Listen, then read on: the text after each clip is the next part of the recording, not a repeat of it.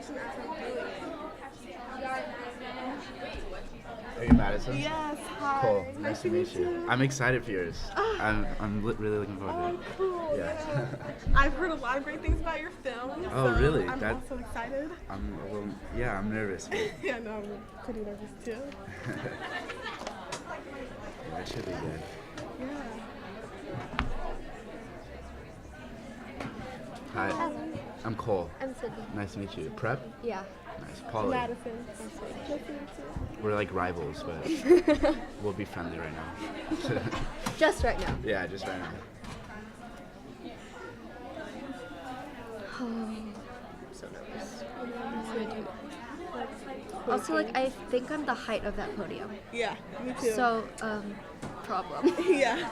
It's like my face, microphone. Not even, it's like my nose and Yeah. above.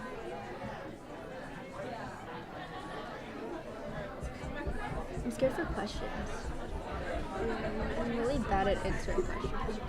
I'm sure it'll go a lot better than we think it'll go, like. Hopefully.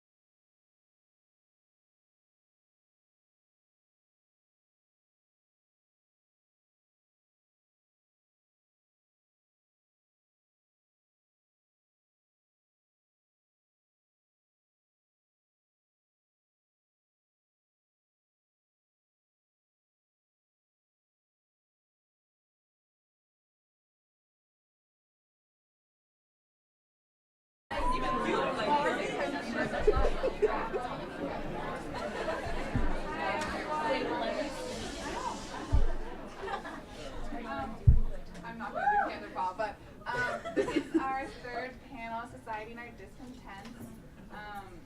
And we're going to start with Cole Swanson from Polytechnic School in a film that he made.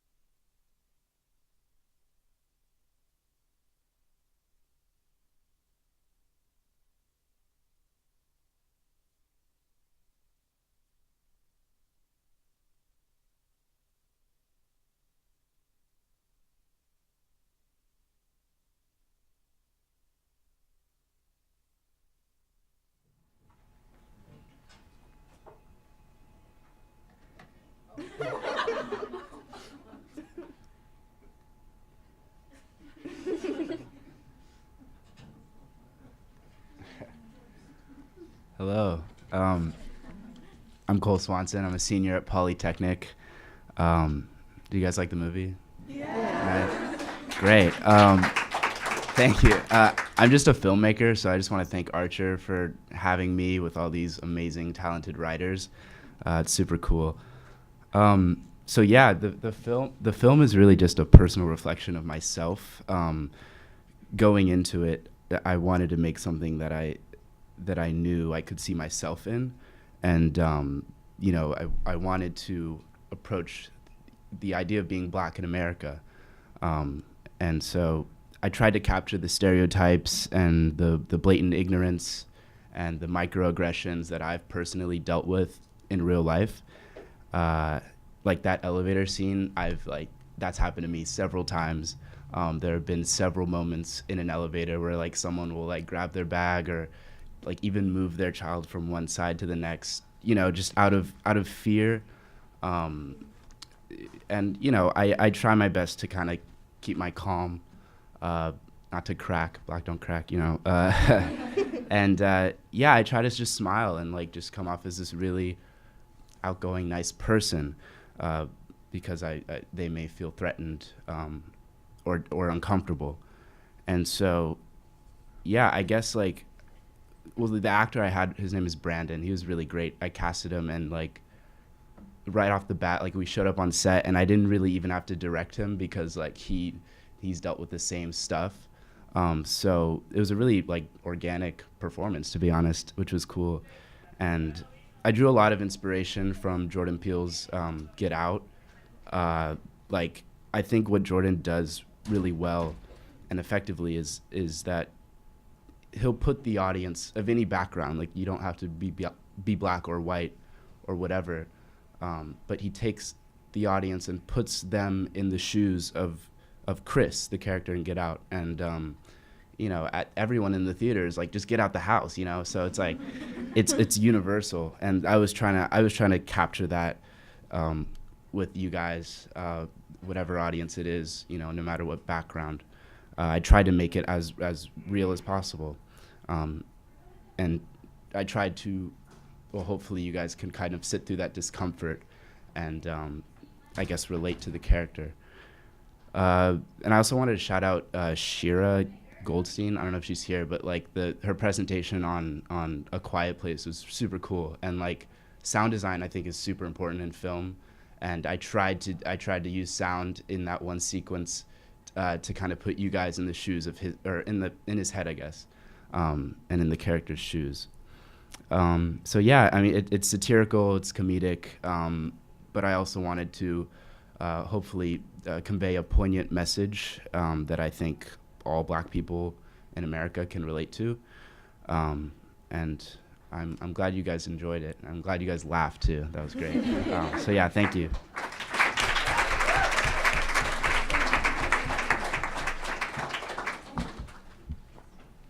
Now we have Sydney Lau from Flint Ridge.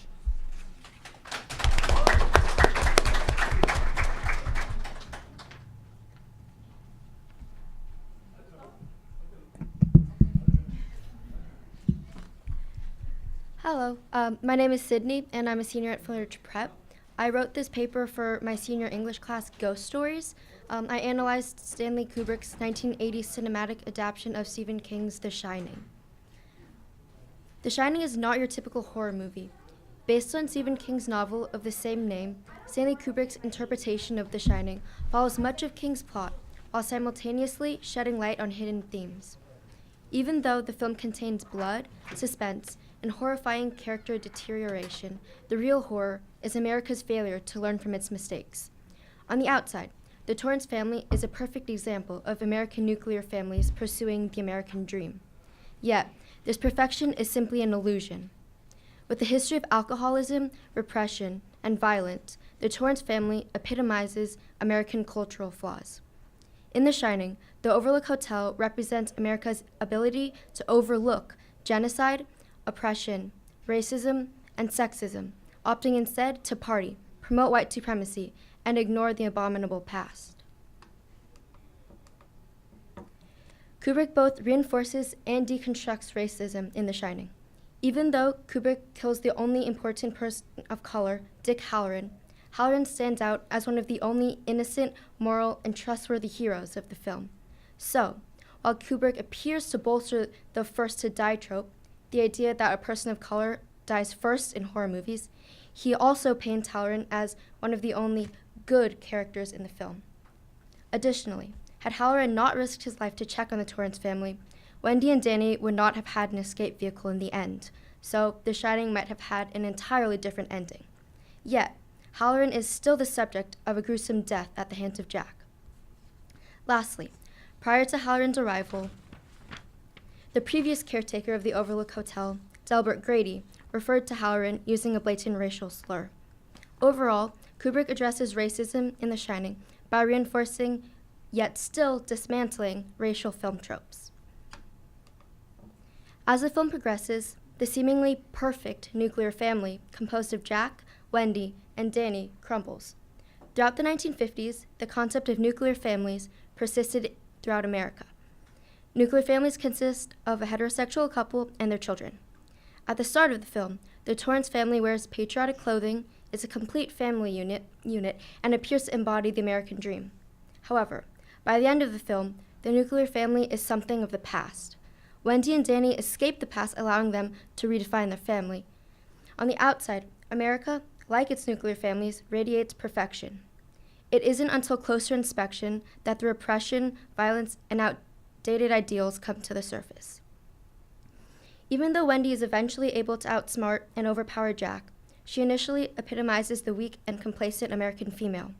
At first, Wendy knows that Jack abused Danny, but she covers up for him, claiming that Danny's injury was purely an accident. Rather than standing up for what is right, she, like many American women, remains silent on the matter. Later on in the film, as Jack becomes increasingly annoyed with Wendy, he refers to her as the old sperm bank, completely reducing her to an object. With this metaphor, Jack reinforces the stereotype that women are good for childbearing and nothing else. Kubrick portrays Jack as an overly misogynistic, power-hungry male in order to emphasize the dangers of white supremacy in America. Throughout the entirety of The Shining, Kubrick weaves both subtle and blatant references to the Native American genocide in order to highlight the idea that the Overlook Hotel, like America, is founded on the graves of natives and other minority groups. Shortly after arriving at the Overlook, Stuart Ullman, the hotel's manager, nonchalantly mentions that the hotel is supposed to be located on an Indian burial ground, later noting that during construction, workers had to repel a few Indian attacks. So, not only is the hotel literally built on top of Native American graves, but construction workers had to physically fight the natives to gain control of the land. Kubrick immediately likens the Overlook Hotel's past to that of the founding of the United States of America, thus establishing the Overlook Hotel and its horrors as a symbol of America's continued disregard of minority groups. In fact, in the famous elevator scene, the blood that pours out represents the blood on which the hotel was built. Despite substantial efforts to lock up the ugly history of the hotel, the past seeps through the barrier to haunt the current residents. Kubrick essentially suggests that addressing the past is imperative to progressing. Later in the tour, Ullman praises the hotel as having an illustrious past. By focusing entirely on the hotel's remarkable past, Ullman, just like former American leaders, overlooks the despicable history of both the Overlook Hotel and America itself. However, Kubrick places calumet baking powder and Native American artwork and rugs in the background of scenes to make sure the audience never forgets the past. The word calumet was originally the French word for Native American peace pipes, but the founder of this specific baking powder named its company after his brother, whose name was Calumet. In keeping with its historic meaning, however, Calumet baking powder tins can be recognized by their iconic Indian head logo. Lastly, during one of the bar scenes with Lloyd, the barkeeper, Jack randomly refers to the white man's burden. Since Rudyard Kipling wrote the poem The White Man's Burden, Americans have repeatedly used this phrase as justification for uprooting native populations and forcing them to conform to American culture.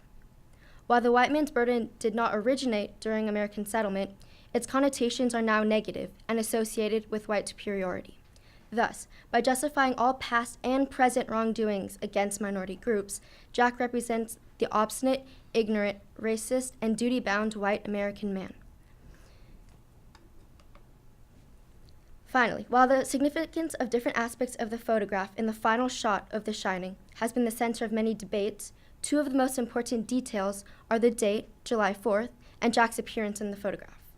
Since settlers first arrived in what would later be called America, Native peoples were constantly resettled, enslaved, or killed. So when the United States of America became an independent nation on July 4th, with the goal of expansion, natives did not celebrate. Thus, a group of well-off white men celebrating Americans' independence at a hotel built on a Native American burial ground shows their insensitivity. The irony here, once again, reinforces this. The other central detail of the photograph is Jack's inclusion into the Overlook's history. If the Overlook represents America, then Jack represents the American leaders who go down in history without addressing the oppression, violence, or racism against minority groups. Delbert Grady, Jack's predecessor, claims that he has no recollection of killing his family, when in reality, he just chooses to overlook this fact. Similarly, the film suggests that America repeats its wrongdoings in a cyclical fashion. At the beginning of the film, Jack talks of déjà vu, asserting that it was almost as though he knew what was going to be around every corner. Through Jack's realization, Kubrick criticizes America's failure to enact real change. Jack only knows how everything will end because everything always ends this way. Americans have been through the same cycle of empty promises an unthinkable amount of times. Through the photograph, Kubrick forces his audience to leave the theater contemplating the movie's very meaning. Most often considered a horror film, Stanley Kubrick's The Shining does not fit into this category in any traditional sense. Rather than captivating his audience solely by blood, suspense, and murder, Kubrick leaves his audience horrified by constants throughout American history: oppression, genocide, racism, and sexism.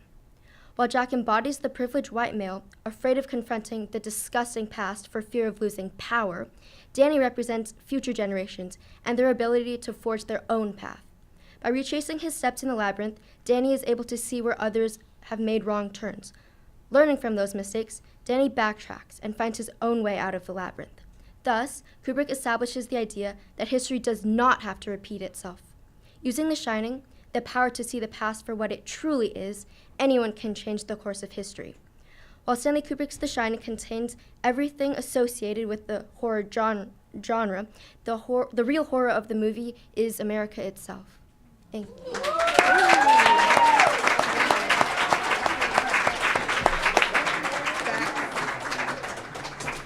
Thank you, Sydney. Now we have Madison Tyler.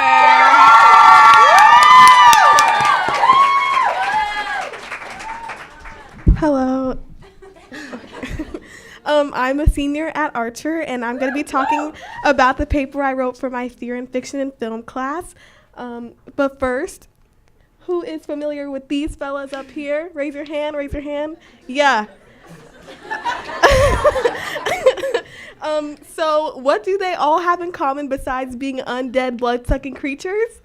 They're white, and they're also male. I'm not going to be talking about them today. I'm going to be talking about Shori Matthews, the protagonist of Octavia Butler's novel Fledgling. In the novel, she is a 53-year-old woman in a 10-year-old's body because she's a vampire. Her blood is, or her DNA is mixed with that of a black woman and a white vampire. They're called Inna in the text, and it just follows her as she tries to evade extermination from the Silk family, which is a family that looks like the dudes you just previously saw. They are white. So with this narrative, Butler blurs the line between the reader's reality and fantasy to not only expose issues of racism and sexism, but to create nuanced representations of black women that deviate from societal norms and unsettle the arbiters of the status quo, which led me to my thesis that the combination of the monster and the black woman into one body in Fledgling actually exposes the duality and paradoxes of the black identity as being both empowering and oppressive. So the first idea I kind of explored, I made a lot of, throughout my paper, I make a lot of connections to the past and the present in terms of the black community. And the first idea I explored was, in both reality and fiction, black people were and are deemed inferior enough to be subjected to neglect for the sake of progress, yet somehow had the potential to make a valuable contribution. So what's with that? So I kind of did some research, and I found that in the antebellum South, black bodies often found their way to dissecting tables, operating amphitheaters, classrooms, or bedside demonstrations. And because they were voiceless and powerless, their bodies were not their own and could be used for the advancement of medical progress. Similarly, the Tuskegee Airmen in the 1930s and 40s were 600 men, black men, who were told that they were going to be treated for bad blood, but when actuality, the doctors from the U.S. Department of Health were actually just tracking the progress of syphilis and left them untreated. And then with Henrietta Lacks, her blood cells were unique in that they were able to survive multiple test trials and everything, and billion-dollar industries in pharmaceuticals and medicine had been built off of her cells, and yet her family still lived in poverty in the South. And so I really kind of connected that to Shori's experience as an identity and the way in which her family is hunted down, her mother's family and her father's family are hunted down and killed when her melanin makes her stronger, faster. She is able to be in the sunlight for a longer amount of time and therefore is more alert. So she is a mechanism for survival and for progress for her people, for the Inna, and yet she is cast aside and hunted for the fact that she's African American, which a lot of black people can relate to in our past and in our present. So the next idea I explored was how she's caught in a liminal space, constantly on the fence between the state of oppression and empowerment, which you're like, what? But we actually often see this with the exploitation of black athletes. For decades, the black community has used athletics as a means of upward mobility in society, and yet we're still exploited by the system. Although most of the black players in the NFL and the NBA are black, the majority of the owners are white. And so often we see that black athletes are voiceless, and people don't think that they can speak on politics, as was the case with Colin Kaepernick, but he is also empowering the community. And then one example that I specifically zeroed on was Serena Williams, who is the embodiment of black girl magic, black girl power, but also black girl pain. She is a champion in her own right, and yet when she asserts herself on the court and off the court, officials villainize her and portray her as a caricature, as aggressive, as not civilized. And in the same way, power in the black community is a threat to the white community, as those in power see it. So I looked at the burning down of Black Wall Street in Tulsa, Oklahoma in 1921, when the black community was gaining a lot of economic power and influence, which would translate to political power and influence. So the white people in the town weren't happy with that. It was a threat to their power, and so they burned down that establishment. And so Butler's vampires do not embody the fears and anxieties of the society they infiltrate, but she actually shifts the monstrosity from the figure to the social ills themselves. So we're not afraid of Shori as a vampire. We're afraid of the threat that is posed to her by the Silk family that's hunting her down.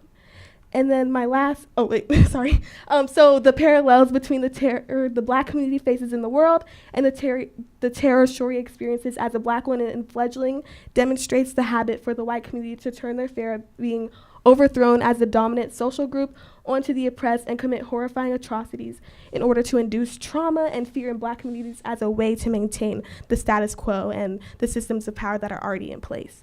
And then my last point, more so on the empowerment piece of the novel, was that the amalgamation of a black woman and a vampire into one body allows Butler to depict black women as without having labels, boundaries, or limits to her sexuality, which I thought was really beautiful aspect of the novel. So in the novel, Shori has multiple sexual partners who are men and women, And beyond that, it goes beyond just the physical. She also has sensual relationships that are built on intimacy and support. For example, with a lot of times, like the motif of sucking blood is not necessarily an aggressive act, but an act of intimacy. And so in one case, her symbiont, a woman, Brooke, said, "You need to touch your symbionts more. You need to touch us and know that we're here for you, ready to help you if you need us."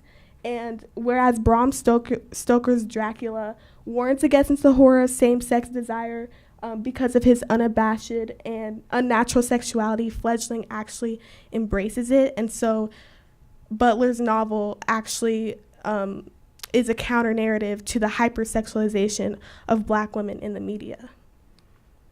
And ultimately, the novel, I think, radically reimagines Black women in a world that is hostile to Black women, yet seeks to profit off of our hair, our culture, our features, our style, our dance moves, and overall culture, while at the same time excluding us from the society. Narratives such as these are vital.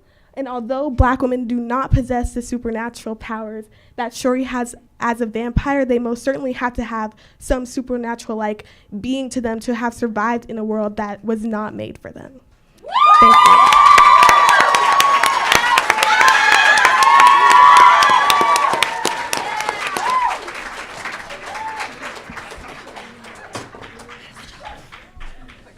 Oh, sorry. Let's all give everyone who's presented a round of applause. So to begin, does anyone have a question right off the bat? Yeah, okay. Let's take a trip.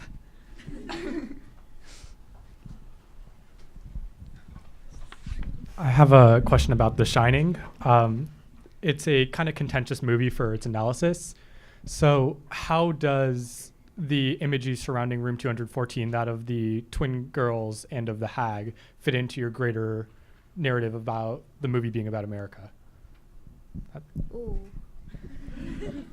I hadn't actually thought about that, to be completely honest. But I think it does show something that the two girls are girls that are haunting, and it's not like two males who are haunting, and that they're just there, but they don't actually contribute to the plot in any way. They're just there. So I think that could be one. Does anyone else have any questions?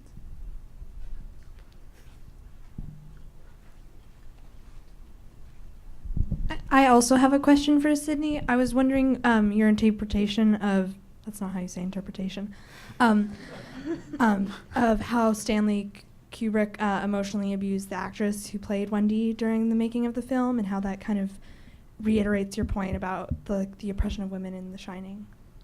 I think it adds on to that because she was emotionally abused while making the film, so it made some of the scenes more authentic, not necessarily in a good way, but it did make it more authentic, and I think it's also just shows how oppressive Hollywood can be as an industry, and so I think that especially in our current time, it's something that we should look into and try to avoid in the future. I have a question for all three of you. In all your different works, whether essays or the film, you're all working in this conversation of reconsidering and reconstructing known narratives regarding power, oppression, and also identity and experiences as currency or social capital to some degree. In what ways would you say the realities you face are accurately represented in the literature or art that you read or consume in some way, and in what ways would you say they aren't? And with that, what steps do you think should be enacted to change the stories that we know?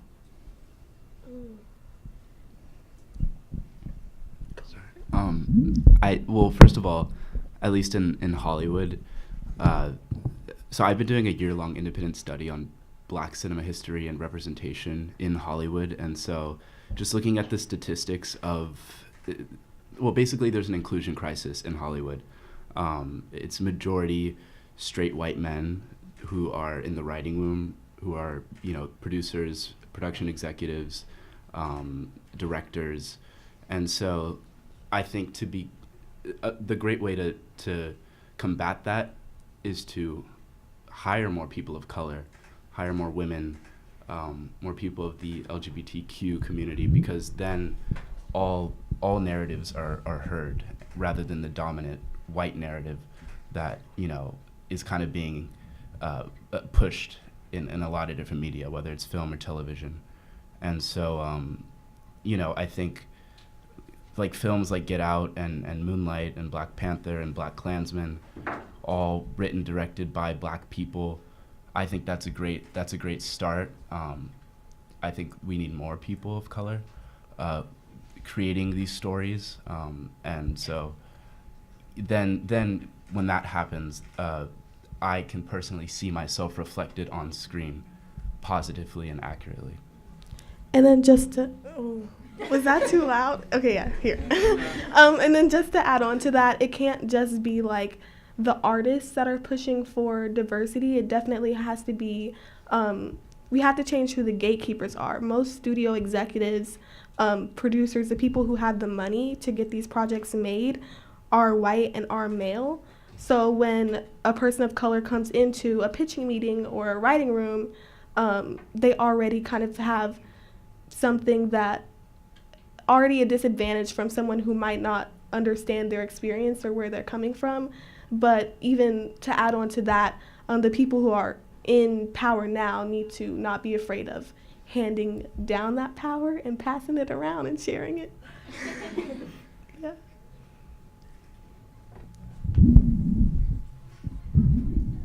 Yeah, I think in The Shining, there's one female, like, main character, and I think that, well, she goes through a decent character arc, but for most of the film, she is, like, complacent and just there. And so I think that it's not just representation, but, like, actual character that needs to be portrayed more. They can't just be, like, a stand-in. They have to actually have character arcs and be real people and not just like an object. And I just want to say, like, Green Book, like something that's problematic with that film, for example, is the fact that, it was written and directed by white people, and it shows. I think, like, Mahershala Ali's character is really there as a plot device to enhance Vigo's character, the narrative of his character. And so, rather than telling a black story through the white perspective, we should really just have black stories told through the black perspective. Right.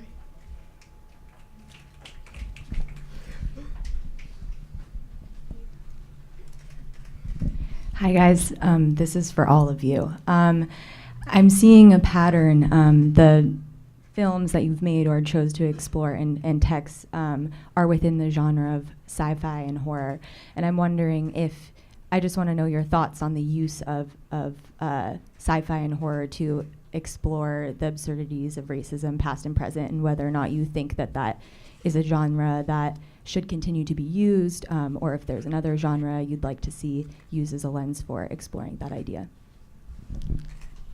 I think that reading my text, it was very apparent that using horror was a fantastic medium of social commentary. I think especially for the Black community, just because a lot of the fear or atrocities and traumas that for some people seem fantastical or like unbelievable actually happen in real life. I mean, I was reading it, and when her family's home was burned down and her mother and her father's family's homes were burned down, I was just like, this happens.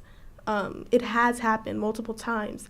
So I think it's a great way to really connect the emotion of like how dire issues of racism are in a more creative way that maybe more people can digest and understand and connect to. I would just say, like, to be honest, being Black in America is scary. There are a lot of things I fear, my parents fear, and so, whether it's like I'm driving and I get pulled pulled over by a police officer, and there are just more steps I have to follow to really just protect my life. Like I think, you know, it's interesting you brought up the genre of horror. I tried to experiment with a very otherly, scary sequence in his head because, you know, he's going through a lot of emotions, mainly frustration.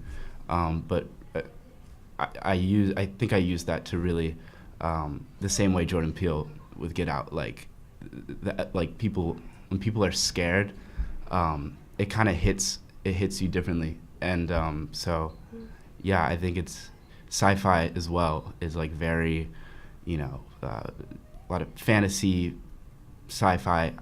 I kind of see it as like a very, not necessarily realistic, but definitely see it as a platform to kind of convey a message that is very real. I also think in the case of Black Panther, like science fiction and the idea of Afrofuturism have the potential to go a step further than pointing out the issues and kind of offering a solution and an image of what we could be and where we could be at, which I thought was really powerful in the text that I was reading, which is a little bit like science fiction just because of like the DNA aspects, genetics and whatnot. And this book, I think, came out fledgling in 2001, which I was just like, it's amazing because it relates to like right now. I think especially with her portrayal in terms of her sexuality and her relationships with other people. So, yeah. Does anyone have any final questions?